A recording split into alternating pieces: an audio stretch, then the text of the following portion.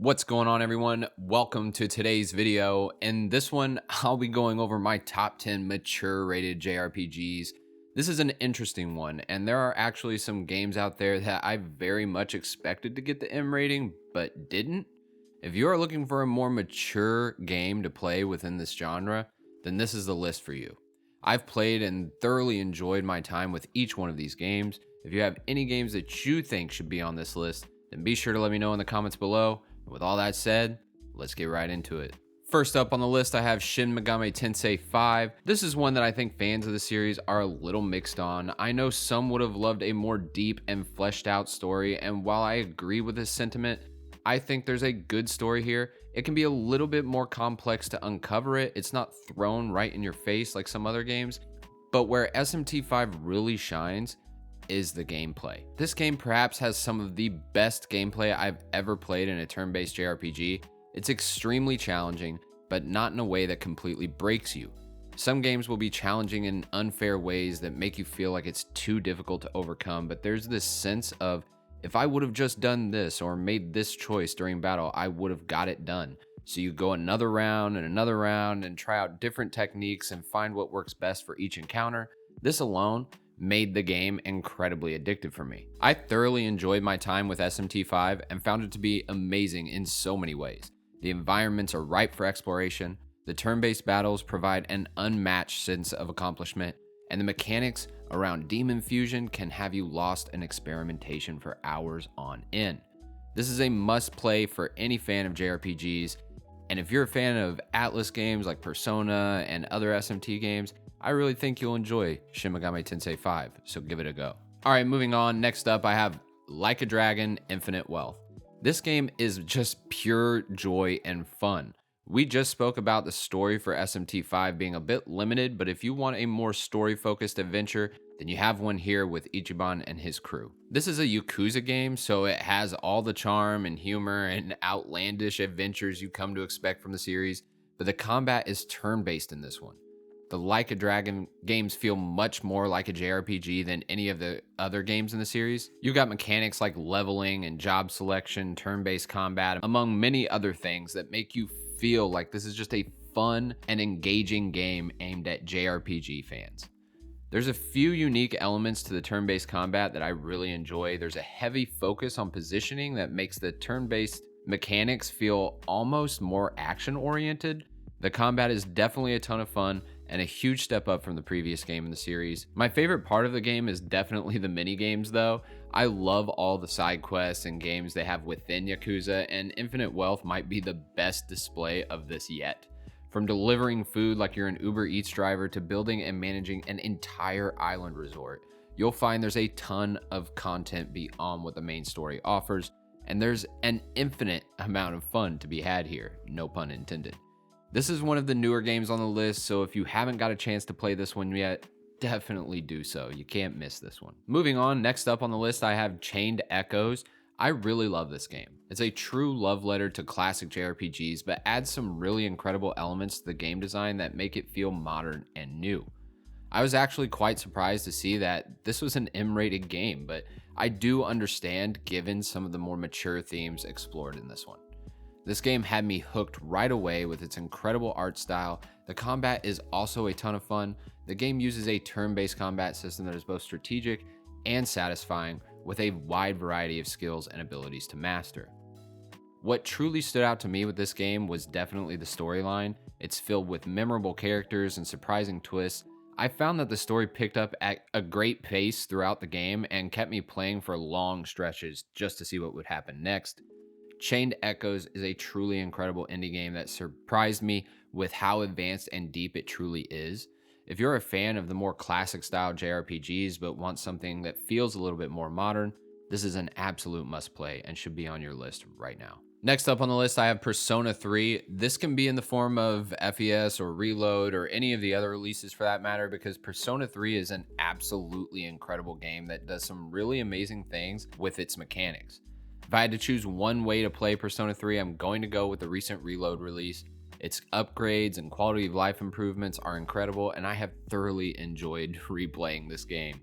I have to honestly say, revisiting this after so many years has been a ton of fun.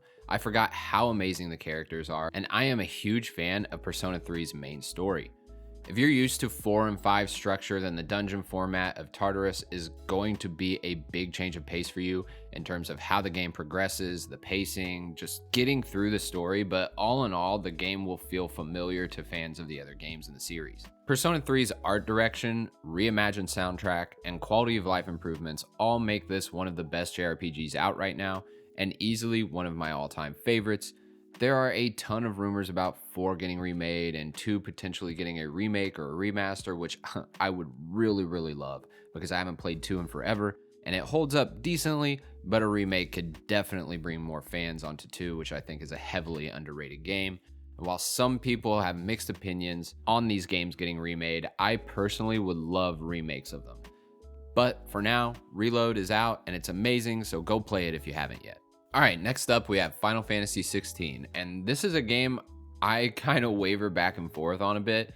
This is the first mature rated Final Fantasy game ever made, and it definitely earns it. It's a darker story with lots of mature themes, and the violence is definitely turned up a notch. The main issue I have with it, along with many other fans of the series, is the complete change up in playstyle. This is okay and to be expected because the series is known for doing some new and different things with each release. I just felt that personally the JRPG elements were lacking. There were skill trees and leveling and ways to customize your character, but all of that seemed very secondary to the combat and moment-to-moment gameplay. And with that, I'll speak to that quickly because it's the main reason it's on this list. The combat aspect of the game is just so incredibly well executed. This is a major big budget blockbuster game and it really shows. The combat flows nicely and is really fast paced. The gameplay is a ton of fun and man, those boss fights are something to behold. They are truly these larger than life set pieces, and right now in games, I don't think there really is anything like it. Sure, it doesn't feel like a traditional Final Fantasy game, but it has that charm there, and if you dig into the lore, all the Final Fantasy stuff you know and love is there. Final Fantasy 16 doesn't excel in every single thing it does, but what it does well, it really nails, and I had a ton of fun playing it. Some of the characters really resonated with me. The story was different and well written. I think this is one of the better mature rated JRPGs out there, so if you haven't had a chance to play it, then you definitely should do so. Moving on, I have a game that I feel is massively slept on and was kind of swept under the rug because everyone wanted it to be exactly like Persona. That game is Soul Hackers 2. I personally love this game. I'm a huge fan of Atlas games in general, and top to bottom, this truly feels like an Atlas game. A heavy focus on turn-based combat design and innovation, character development, and world building. I think it does a great job at all these things and makes for a really unique experience that stands on its own as a really great game. There are definitely some moments where I thought more time and attention could have been put in. The dungeons can get repetitive here and there, both in design and encounters, but the combat was fun enough to keep me going. It's well paced and the story had me interested from start to finish. I love the art style and the character designs. While it's not the best looking game I've ever seen, it does some really interesting things that make it stand out as something unique and original. I do think this art style will hold up and look good for years to come. There's a ton to like about Soul Hackers 2, and if you enjoy other Atlas games like Shin Megami Tensei and Persona, then this game is definitely for you, and I think you definitely enjoy it. Please give it a chance. Soul Hackers 2 rocks. All right, next up, I've got Persona 5 Royal. And yes, this list is going to have quite a few Atlas games on here, but I digress. Persona 5 Royal will always be a special game to me. I think of all the Persona games and the vast majority of turn-based combat games for that matter, Persona 5 introduces elements to its combat system that felt new and innovative, both for the time and to this day. Combat aside, the story and the characters really resonated with me. As characters and their backstories were introduced throughout the game, I grew more and more excited for how the writing and storytelling developed. Some of the twists and turns and the direction the game takes you on are truly incredible. In fact, the amount of spin-offs and new games that have been made since the release of Persona 5 is a testament to how much people really enjoyed this game.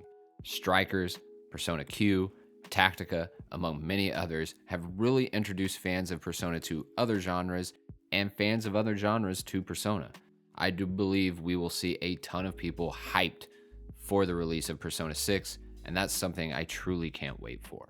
Over the years, Persona has always felt like a bit of a niche series targeted at an audience that really love the games, and they have a much more wider appeal now, and I can really appreciate it for all the potential that Persona 6 will have with all eyes on it after the success of Persona 5 Royal. Next up, I have Shin Megami Tensei 3 Nocturne. Now, this is definitely an interesting one. I haven't played through every SMT game, and I played a bit of the initial release back in the day, but I promised myself I'd return to it once it was re-released. I have indeed returned to this game, and while I have not finished it yet, I can see why so many people fell in love with it. There's a lot of crossover in terms of mechanics between Persona and SMT, being that Persona is originally a spin-off of the SMT series, so you'll find some similarities in how they play and the mechanics that are introduced, but from what I've seen, Shin Megami Tensei games definitely put a heavy emphasis on their turn-based combat. These games can be super difficult at times and require some real thought and skill to progress through it. This is actually what I like most about SMT3. I find it to strike a really great balance between challenging combat and storytelling. The story isn't laid out for you or shoved in your face all the time, but it's there, and if you like what's there, you can dive deeper into it. The dark and haunting atmosphere really add to the overall experience, and the aesthetic really hits on all cylinders, making this one of the most interesting worlds to explore. Yes, this game is super challenging, in many of the same ways other games in the series are, like the previously mentioned SMT5. But I liked the story and the characters in SMT3 a lot more than some of the other games, and I think this is one that JRPG fans absolutely shouldn't miss. Alright, next up on the list is Nier Replicant. Now, many people did not play the original Nier and came on board after Automata took the world by storm, so I think it was super smart to do a remake of sorts for the original. Nier Replicant takes the old game and modernizes it a bit with a lot of quality of life features and a combat system that feels far more akin to that of Automata, adding a strong mix of melee and magic abilities. While still not quite as good or up to the level of its successor, Nier Replicant is incredible in its own right for a ton of different reasons. I really like the characters here, the game feels a bit more laid back at times, and while some of the actual game design elements feel a little dated today, the quality of life fixes added in Replicant help alleviate some of the pain points I had with the original. Overall, Nier Replicant is a ton of fun, and a game that fans of the series will most definitely enjoy.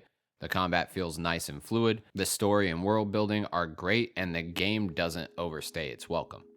While I do think it may be worth it for some of the more hardcore fans to go back and experience the original for some of the things Replicant is missing, this game is incredible and an amazing opportunity for many new fans to experience the original story. Alright, next up, and how could I not follow Nier Replicant up with Nier Automata? I know this game has been on a ton of my lists, and to be honest, did you really think I would make a list of best mature rated JRPGs and not have this one on it? Nier Automata is more of an action JRPG, but the JRPG mechanics are there, and in fact, there are some really unique things done with those elements and how they contribute to the world building and story development. This game may not be known for its blockbuster movie-like moment-to-moment cutscenes to tell the story, but it drip feeds lore and story in ways that made me feel compelled to learn more. The combat and enemy designs are second to none, and if I'm being honest, in terms of action-based combat in a game, I don't think it gets much better than this.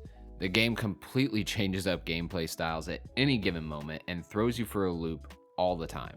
It definitely kept me on my toes throughout the whole thing. There's a ton to love here, and it is one of my all-time favorite games for sure. It feels almost perfect the more I return to it, and I think this will always be a game I remember for its ability to push the limits of game design and take risks to bring us something truly unique and special.